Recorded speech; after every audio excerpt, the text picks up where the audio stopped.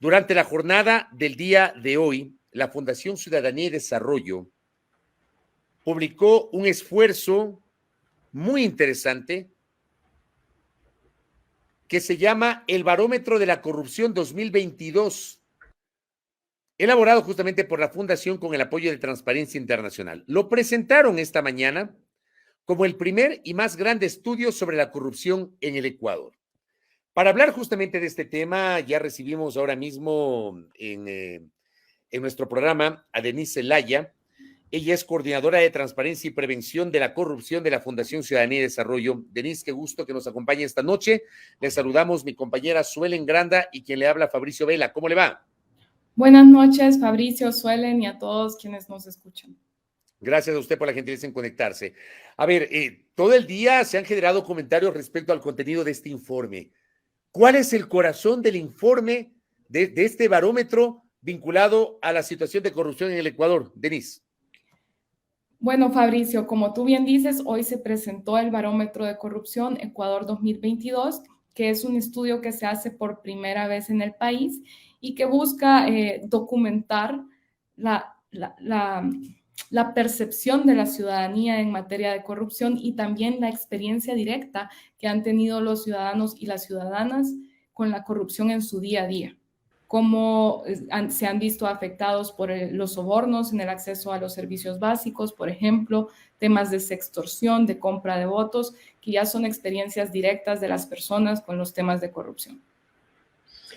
Denise, vamos a las estadísticas que ustedes presentan, los resultados que ustedes han presentado. Hay un resultado que ustedes lo pusieron como primero y que a mí particularmente me asusta porque yo también opino al igual que las personas que ustedes encuestaron. 93% de las personas sostienen que la corrupción es un problema grande o muy grande en el gobierno nacional de Ecuador. Nos estamos refiriendo a este gobierno. Sí, el estudio se levantó entre julio y agosto del año 2022. Sí, se refiere al actual gobierno. Y 93% de las personas, o sea, más de 9 personas de las 10 encuestadas afirman no tener confianza o tener muy poca confianza en el gobierno. ¿Qué pasa aquí? No sé si tienen alguna extensión de esta encuesta. Entiendo que tal vez sean preguntas cerradas, pero no sé si tienen alguna explicación para que las personas puedan tener esta desconfianza absoluta. Casi que las 10 personas tienen desconfianza absoluta en el gobierno. Como tú bien dices, existen altísimos niveles de percepción de corrupción en el gobierno y desconfianza también, y también de descontento en materia anticorrupción por parte de la ciudadanía de cómo está operando el actual gobierno en materia anticorrupción. Hay que decir que la desconfianza y la percepción de corrupción van de la mano. Cuando nosotros sentimos que existe corrupción, vamos a desconfiar, obviamente, de la institucionalidad. Esto siempre va a ir de la mano.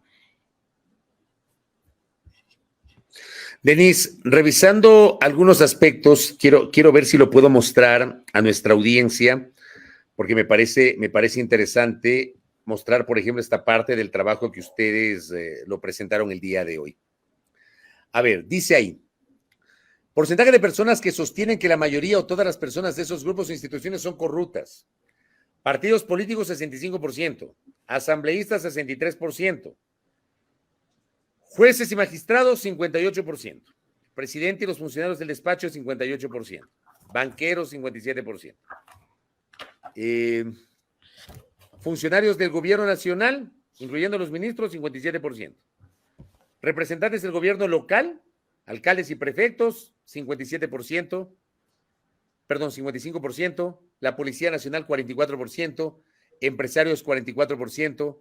Organizaciones no gubernamentales, 35%. Pongamos las barbas en remojo, Suelen Granda. Periodistas, 35%. Líderes religiosos, 34%. Militares, 30%. Ese es lo amarillo que acabamos de ver, es el barómetro 2022, y lo que está en azul es el promedio si se compara con el resto de América Latina y el Caribe. Sustentemos estas cifras, estimada Denise, por favor. Claro, Fabricio. Cuando vemos el tema de los partidos políticos, Vemos que Ecuador tiene partidos políticos débiles que necesitan mejorar su democracia interna, su estructura y sus procesos de capacitación y de formación interna, ¿no? Y si leemos esta cifra de los partidos políticos en conjunto con otras del barómetro, por ejemplo, una que nos dice que el 15% de las personas asegura que en los últimos 5 años les han ofrecido al menos una vez un soborno para votar de una forma determinada. 15% de las personas. También se suma a esto el dato de que 6 de cada 10 personas cree que el financiamiento político tiene una influencia importante en las decisiones públicas, tanto a nivel nacional como a nivel local. Si vemos estas dos cifras y sumamos la de partidos políticos, vemos que tenemos un problema estructural y que el sistema político electoral debe ser un foco para poder implementar medidas de transparencia, de anticorrupción que vayan mejorando la confianza ciudadana. Le siguen asambleístas, jueces y también el presidente y sus funcionarios de gabinete. Y el quinto, que es el sector bancario, también llama mucho la atención porque tiene la diferencia más grande de todos estos grupos con la media de América Latina y el Caribe, una diferencia negativa de 24 puntos. Y esto puede tener varias explicaciones, incluyendo antiguos casos de corrupción que se han quedado en la memoria colectiva, como lo es el feriado bancario, pero también discursos repetidos sobre la banca de forma negativa que se han dado en los últimos años, y también tomar en cuenta que en este momento las personas vinculan mucho el gobierno actual con la banca, y estas pueden ser algunas de las razones por las cuales hay una diferencia tan grande con América Latina en este momento. Denise, justamente iba a hablar acerca de los militares y la policía. En el último año, al menos, hemos visto reportes o información que han dado a entrever que hay cierto tipo de corrupción en estas dos instituciones que son la fuerza del orden, ¿no? En el caso de la Policía Nacional, no solamente el femicidio a María Belén Bernal, sino también el tema de los narcogenerales, por ejemplo, de los policías que han sido se les ha encontrado con una gran cantidad de dinero en sus hogares. En el caso de los militares, recordemos el tema de Don Nasa, ¿no? De Miguel Ángel Nazareno, que estuvo adentro del Ministerio de Defensa. ¿Cómo mira usted estos porcentajes del 44 y el 30% con respecto a militares y Policía Nacional? ¿Ha incrementado con respecto a las anteriores cifras o a los anteriores años?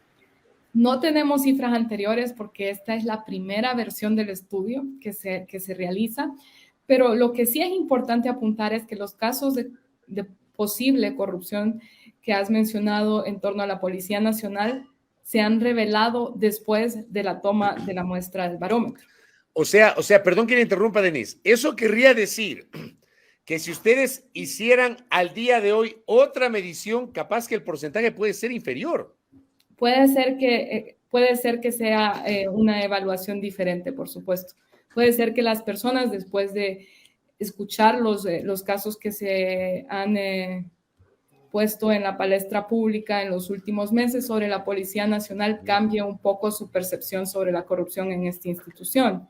En el caso de los militares, realmente el caso de Don Nasa que menciona Suelen ya había ocurrido en el momento en el que se hizo este estudio. Claro, Suelen menciona el caso de Don Nasa, pero sí. Miren ustedes lo que ha pasado en los últimos tiempos, en las últimas semanas o meses, sí. Militares o policías vinculados supuestamente a investigaciones con grupos delincuenciales. Este fin de semana, por ejemplo, ocurrieron una serie de muertes, particularmente en la denominada Zona 8, Guayaquil, Durán y San Borondón, donde aparentemente hay algún tipo de implicación con miembros de la Policía y Fuerzas Armadas. Hace pocos días también, me parece que fue el sábado, fue detenido un jefe policial del Cantón Buenafé en la provincia de Los Ríos, aparentemente vinculado a hechos de corrupción. O sea, son elementos que evidentemente pueden marcar la desconfianza del común de los ciudadanos en instituciones que a lo largo de los años siempre habían tenido una alta credibilidad. O sea, en las mediciones de las encuestas, siempre los militares por ejemplo, Fuerzas Armadas, siempre estaban en los primeros lugares de credibilidad y de confianza de la ciudadanía, Denise.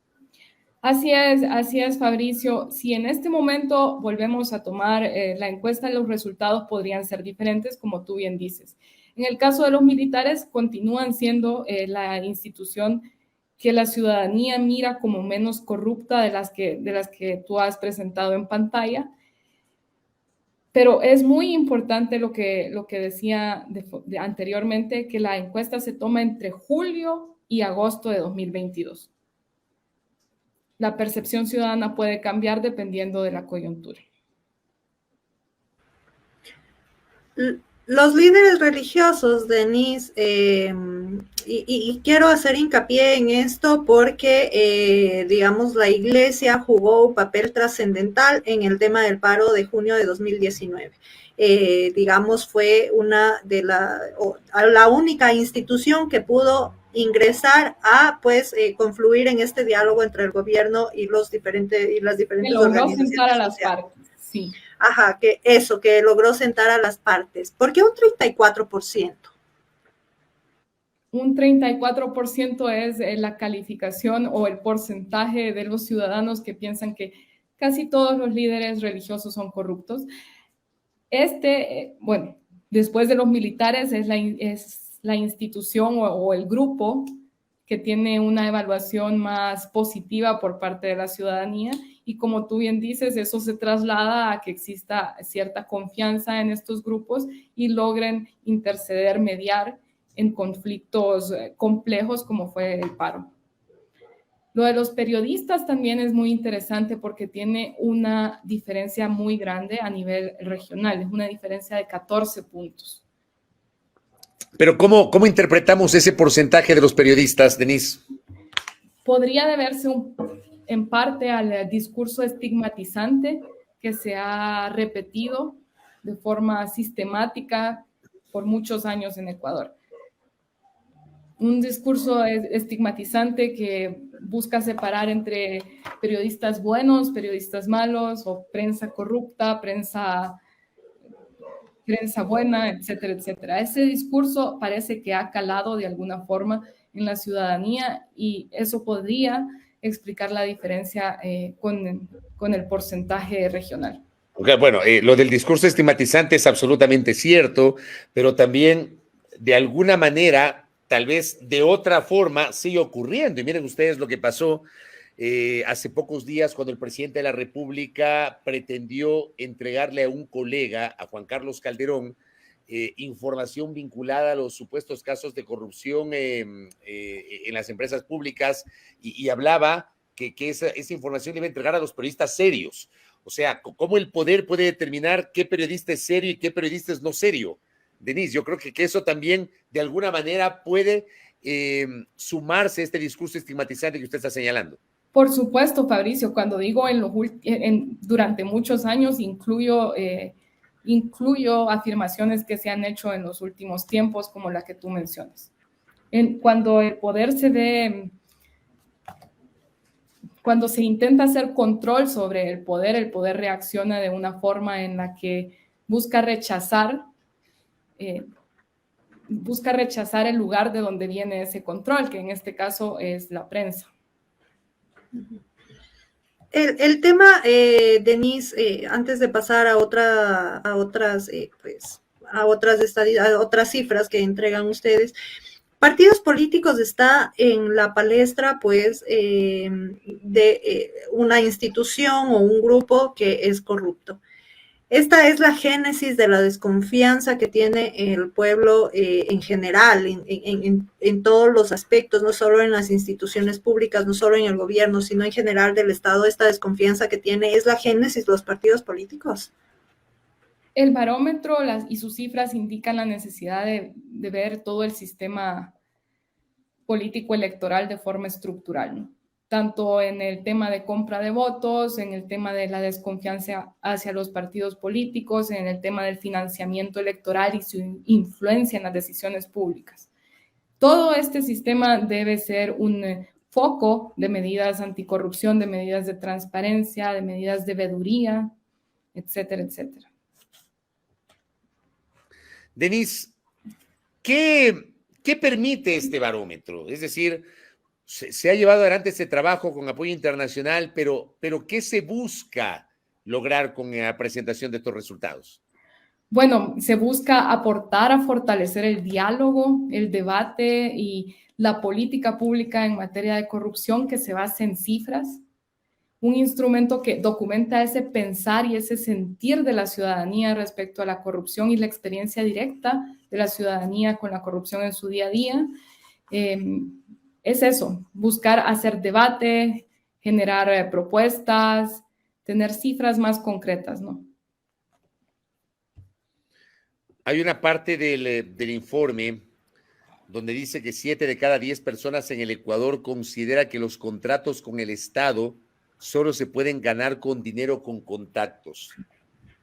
Creo que este porcentaje refleja el desasosiego que tiene muchísima gente, el 70% de la población ecuatoriana encuestada. O sea, con esto, 7 de cada 10 personas, estamos hablando del 70%, respecto a que no se puede lograr un contrato con el Estado de manera lícita, de manera legítima, sino a través de dinero de contactos, Denise.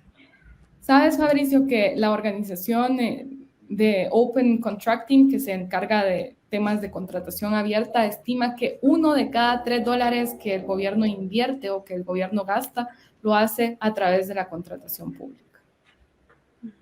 Es una gran cantidad de dinero la que se mueve en el ámbito de la contratación pública que busca, en teoría, maximizar ese bienestar general. Y cuando existe corrupción, las personas que se ven perjudicadas son los ciudadanos y las ciudadanas de forma directa, porque la corrupción puede afectar la competencia en los procesos de contratación pública y también afectar el resultado, tanto la calidad de los servicios contratados o de las obras o demás, o también los precios, los sobreprecios, que también van disminuyendo el dinero que tiene el Estado para poder garantizar los servicios básicos y las necesidades de la ciudadanía. Sí es una cifra preocupante y también vemos, por otro lado, el porcentaje de personas, que es 6 de cada 10, que creen que el financiamiento político puede influir en que un candidato que gane, tanto a nivel local como a nivel nacional, otorgue contratos públicos a quienes le apoyaron durante la campaña. Denise,